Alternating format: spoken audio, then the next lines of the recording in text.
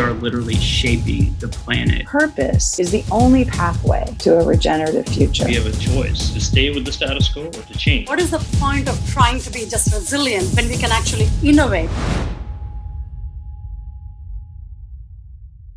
Hello, everyone. It is a pleasure to be here this afternoon. I would be speaking about upcycling and design opportunities for sustainability.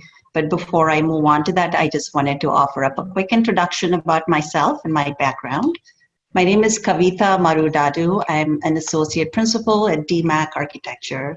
DMAC is a Chicago-based design firm, and we specialize in architecture, but our work spans beyond that, and we do work in architecture, but also interior design and product design and custom furniture and installations, light fixture design, branded environments. So our work covers a wide range, and we also cover a wide range of typologies. Our work includes hotels and restaurants, health clubs, lifestyle centers, airport lounges, and spas and casino work. And with that said, this year we are celebrating our 25th year anniversary. And we are, like I said, primarily an architectural firm, but we consider ourselves to be storytellers. We look beyond the obvious, and whatever type of project it may be, we recognize that every project is unique and has its own history and context. And as we provide design solutions for each of these projects, we tailor the solutions that is deeply rooted in its context.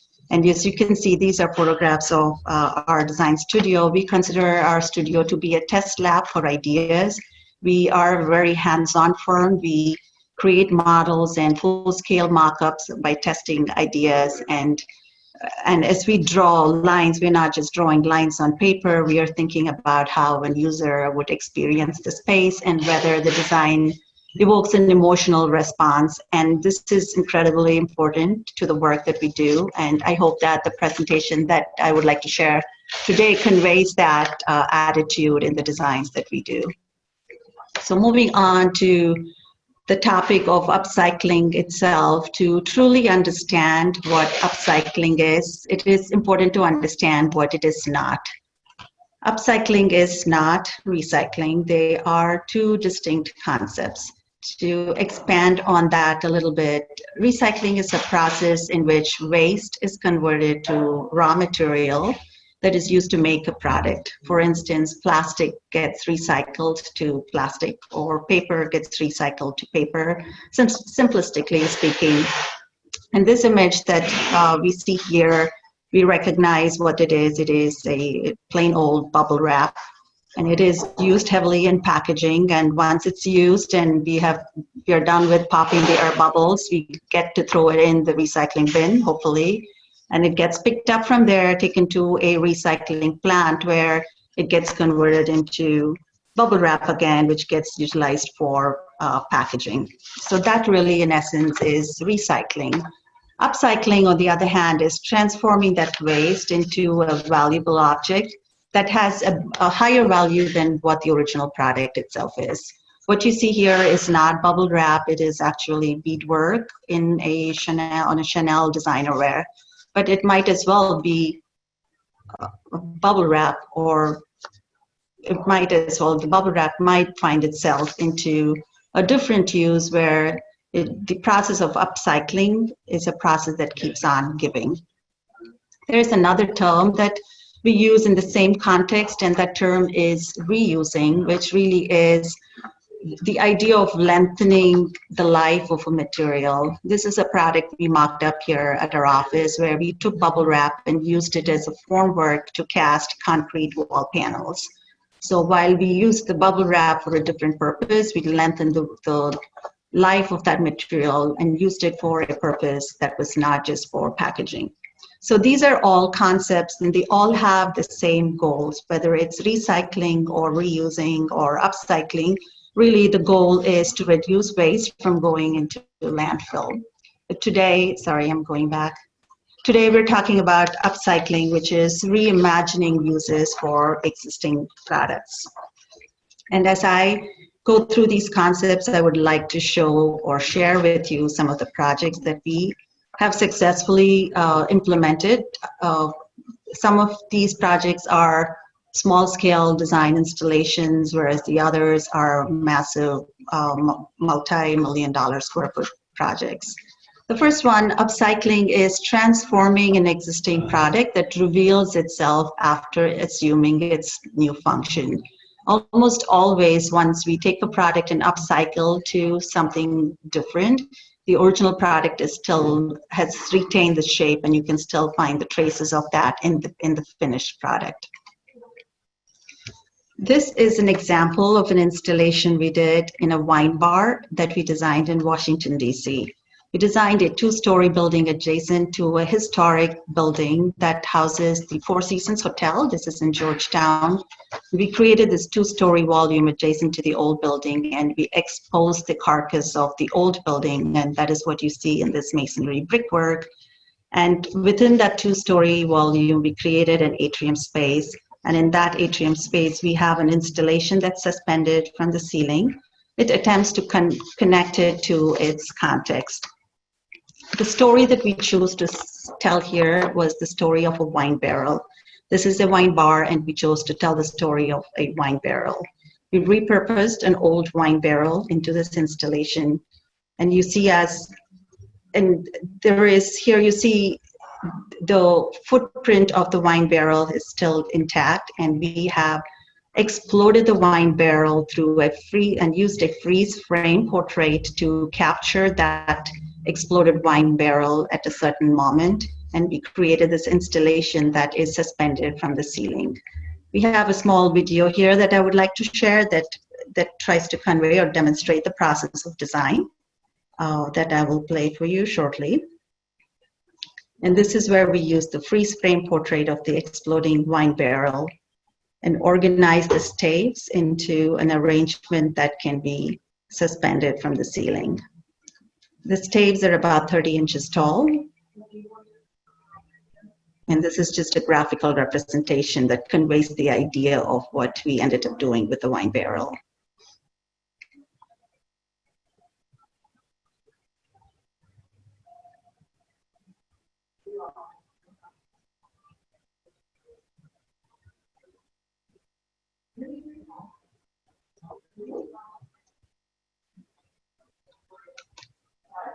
Much in the way of how we designed the interior spaces, where we carved the new furniture out of the old space. This wine barrel installation is an expression of old within the new. It is the expression of the individual pieces that once formed the barrel. This next project that I would like to share is of a very different scale than the one that we just saw. Upcycling is transforming waste into lower cost finished material. This project is Midtown Athletic Club and Hotel in Chicago, and it is a project that is about 200,000 square feet. It is an expansion to an existing tennis club, and we were involved in this project from the initial planning phases, from master planning, and involved all the way through architecture, interior design, branded environment, signage design, to custom fixtures, some of which you would see in this presentation. The construction type for this project was a cast-in-place construction, where we used architectural concrete, and this massive ribbon that you see up here forms the edge of the street frontage, and it wraps around on the second floor over the hot tub and engulfs the vertical circulation area. And this is the pool deck on the second floor. Right underneath this floor is a 100-foot long indoor swimming pool, which is also, as you can see, the beams and the ceiling of that space is also cast in place concrete. And to create this, the concrete beams and the slabs and the ribbon, we used wood formwork. The formwork was pine boards. We used two different widths. One was 1x6, the other 1x8, and we arranged them in a systematic pattern, and we set them in modules of 8 foot, which was repeated in a specific mathematical formula to create a pattern that when you look, you cannot recognize that it is a repetitive pattern. And these were painstakingly laid out. We had a great concrete contractor who worked with us. And once the concrete had cured, it was time to strip the concrete. And once the concrete is stripped, well, the formwork is stripped, we were left with beautiful patterns of wood on the concrete itself. Now, with that said, we were left with miles of formwork that the contractor was going to discard, as you can only use pine boards once to use as formwork for concrete. So there was this miles of wood that we had left over, which was a byproduct, and we had no other intended use for that, and we used that material to clad the interior walls of the club with the same material. In keeping with our design philosophy of honesty of materials, we saw beauty in this raw pine boards, in the inconsistent coloring of these boards, and we embraced the imperfections to use it for interior cladding. This picture here is the indoor pool, the 100-foot long pool that has the concrete with the board-formed patterns exposed. And here is an image of the byproduct, which is the pine boards that's being utilized as an indoor cladding material. We used 100% of the material that was used as formwork was utilized for wall cladding material. Just a quick look at numbers. We used about half an acre of the board forms, and we used about 70% of them in the same project, and we had enough material left over to use in another project that we were designing at the same time, and we used that material here. This project is Greenwood American Bar and Restaurant. It is in Highwood, Illinois, and this is an adaptive reuse project where we transformed an auto repair store into an upscale restaurant. We left the interior spaces mostly raw, and we used the upcycled board forms to clad the private dining room area in the restaurant. And here's another shot that looks at it, where the carcass of it is left exposed, and the only finished cladding that we used, which brought so much warmth to the space, is actually an upcycled material. Here's another example. Like I said before, it is incredibly important for us to have our designs evoke an emotional response, and I think this project here would speak to that. Upcycling is salvaging materials as a means to craft an emotional bond. There is a 40-foot trellis that hangs over a massive staircase and a communal seating area at the Midtown Club. It's the same project that we looked at earlier. The idea of this trellis, however, was born from the original club's history. We had to tear down a portion of the club to make room for the new expansion, and there was a lot of history associated with the original club. We salvaged materials that had an emotional value for the client, and this image here hopefully is clear enough for you to see our images of the old club. And there is a copper-clad fireplace and really old wood panels that once clad the locker rooms of the old club. And the old club was an iconic club where it was frequented by Andre Agassi and John McEnroe, and there's a lot of history to the club. And the owner had an emotional attachment to some of these materials. So before the club was torn down, we took down these metal panels and the wood panels and stored it in our studio, not knowing at that time how we would bring it back into the new club. But as the design evolved, and our designs are always process-based, we found purpose for it in a sculptural element, a trellis that was supposed to hang over the massive monumental staircase in the communal seating area. So we conceptualized this trellis with aluminum framework, and the copper panels and the wood panels that we salvaged became infill elements that sat in between the metal framework, which is what you would see. This is a process image where the framework is getting installed, and the wood in between is just spacers to receive the new material that we salvaged from the old club. Between the two material, the copper and the wood, we also interspersed bronze mirrors which symbolizes reflection of the past in the new. The trellis is about 40 feet long and about 20 feet wide, and it was brought to site in 8-foot sections because this installation occurred after most of the interior spaces were completed. So it was brought in 8-foot sections, and they were bolted together. And these are engineering drawings that had to be figured out to support a 5,000-pound massive trellis from the ceiling structure above. And here is the completed space. We did use 70 Edison lamps that were suspended from in between the gaps of the trellis to add a multi-layer of multiple reflections. And the completed space has a sense of lightness. Although the trellis is really massive, we can tell there is a sense of lightness to this space. And this was our way of paying tribute to a storied history of the club. Our projects are generally filled with stories, and here's another example that we wanted to tie the idea of upcycling to. Upcycling is recognizing the beauty and honesty in scraps. This is a massive 40-foot wall that appears to be freestanding behind a reception desk at the hotel lobby. And almost 100% of this material was used from granite that was discarded because it was not in a usable condition. And all of these material came from a quarry in southern India. Granite is very much like wood. You can split it in one direction and cut it in the other.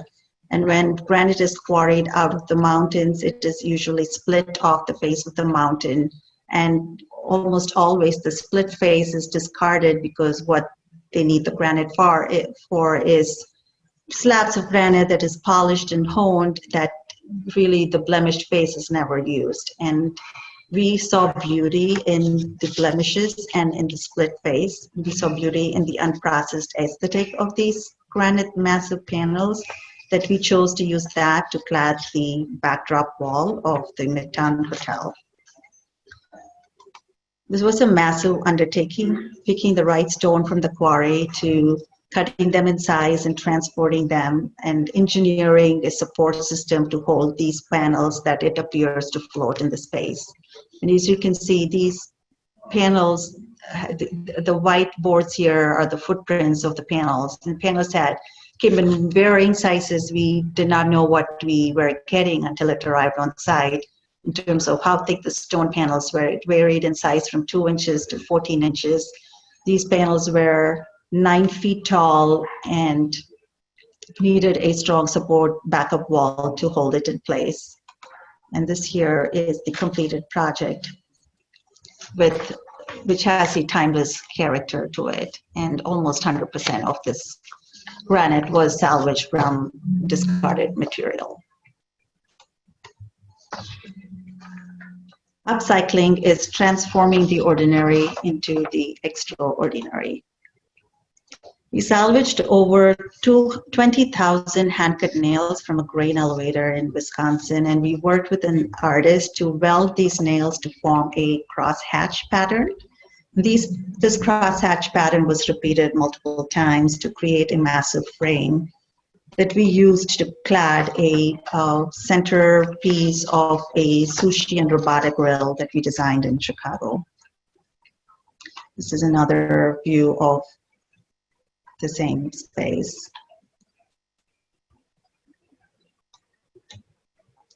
Just a couple more examples I would like to share. Upcycling is repurposing materials that become characters in a story. We designed a ceiling installation, a feature at a marketplace at a casino in Philadelphia. It was inspired by the industrial neighborhood around which the casino is located. We used about a grid of 32 55-gallon barrels, and we turned it upside down and lit it from inside, from within. And within the rim of the barrels, we stenciled in the names of the boroughs of Philadelphia. You see lettering on the inside face of the barrel, if you look closely. And we created this installation, a light fixture installation.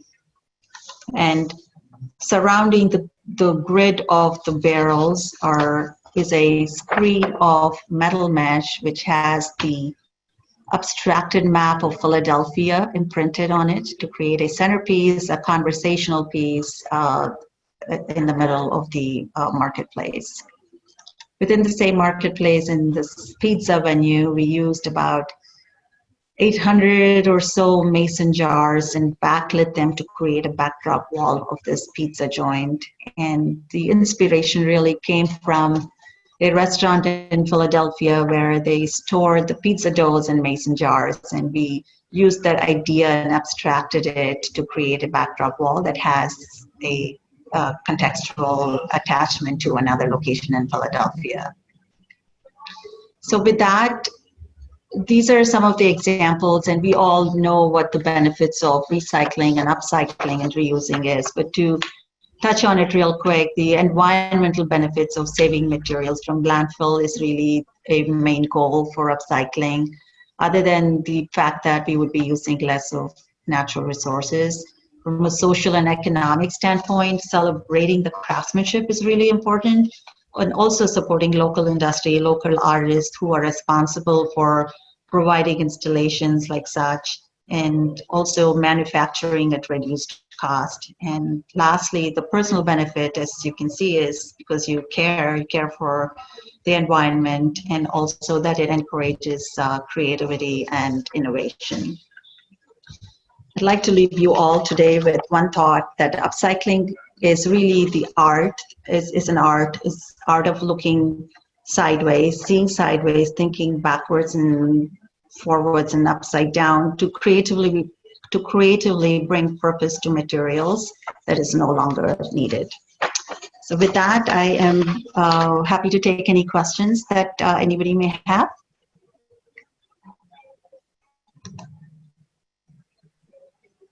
All right, guys, once again, if you have a question, you have a few options. There's a Q&A button. You can drop your question there. You can also ping in the chat, and then you should see a button that looks like a hand. You click on that, it'll raise your hand, and I'll be able to unmute you so you can ask your question.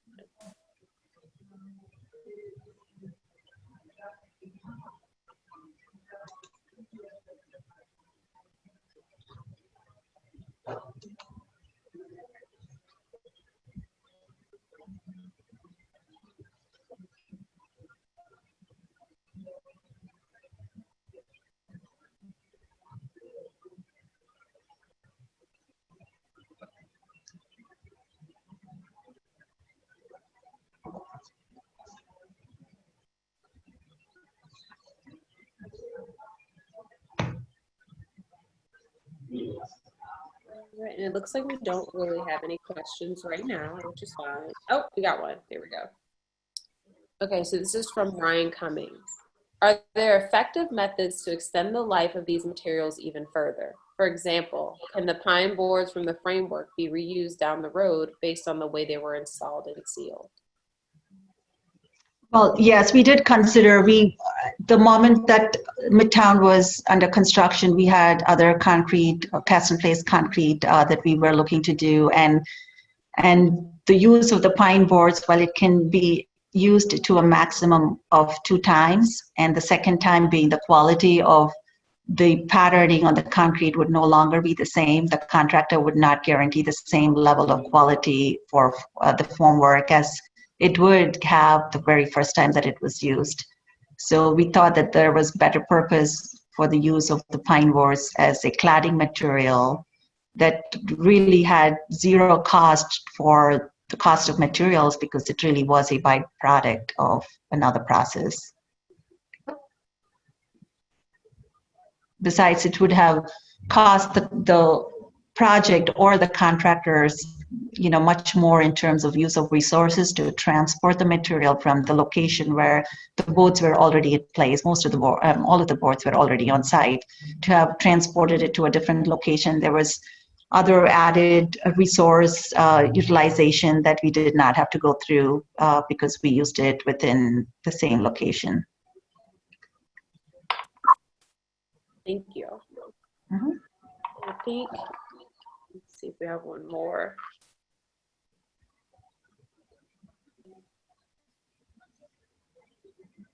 All right, so we're actually going to be moving to a break right now.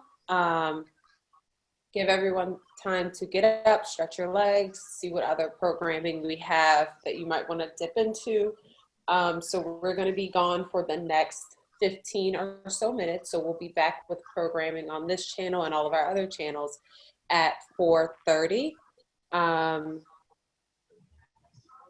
So that's where we are. That's where you guys are. And I want to thank you, Kavitha, for taking your time today and really kind of going through this. I thought the projects that you shared were immensely interesting. And it really is going to challenge me to look at the spaces that I go into once we can go back into spaces safely. And really rethink how the materials that they're using. And, you know, it really changes your spatial awareness, I think, when you understand the thought behind some of this. So thank you so much for sharing.